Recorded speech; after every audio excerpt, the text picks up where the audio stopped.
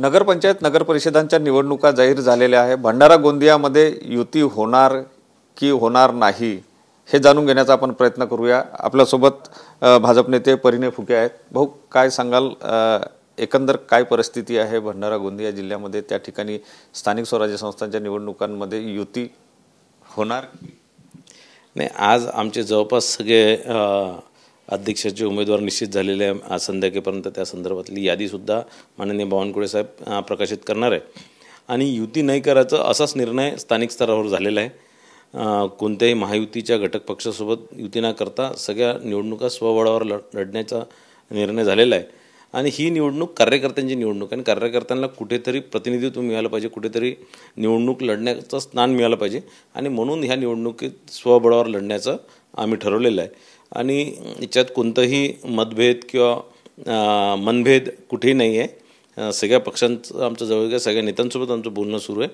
पण ह्या निवडणुका आपण स्वबळावर लढून कार्यकर्त्यांना देण्याचं काम करणार आहे। निवडणुका स्वबळावर मैत्रीपूर्ण होणार नाही? निवडणुका ह्या निवडणुकासारखा लढल्या जातं।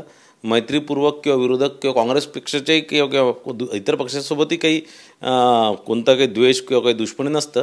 निवडणूक हे स्पर्धा असते आणि स्पर्धामध्ये सगळ्यांना आपल्या आपल्या ताकदीने सगळे त्या स्पर्धेत भाग घेत असतात।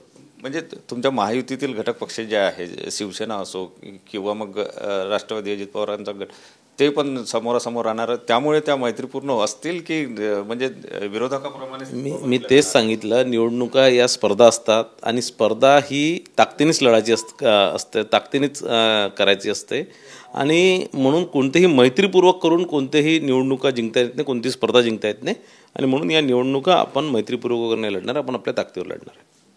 भंडारा आणि गोंदिया दोन्ही जिल्ह्यामध्ये या निवडणुका स्वतंत्र लढणार आहे, कुठेही युती होणार नाही।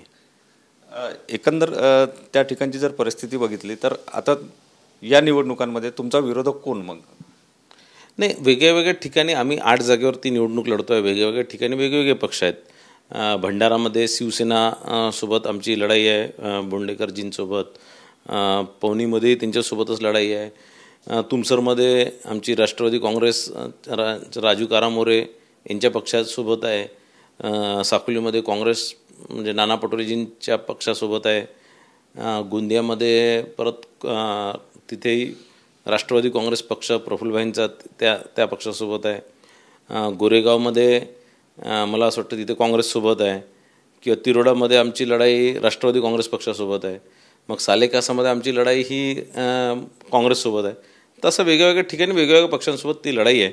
म्हणजे पहिल्या, दुसरा, तिसरा क्रमांकाचं जर आपण बघितलं तर मला असं वाटतं की वेगवेगळ्या जागेवर वेगवेगळी ताकद आहे, पण भाजप एकमेव असा पक्ष आहे की ज्याची संपूर्ण दोन्ही जिल्ह्यामध्ये प्रत्येक नगरपालिका, नगरपरिषदामध्ये, जिल्हा परिषदमध्ये स्वतःची एक ताकद आहे। नक्कीच गोंदिया भंडारा जिल्ह्यामध्ये भाजपची स्वतःची ताकद आहे आणि त्यामुळे ते सोबळावरच निवडणुका लढेल असं त्या ठिकाणी स्पष्ट झालेलं आहे। कॅमेरामन साईसह सुनील ढगे, TV9 मराठी, नागपूर।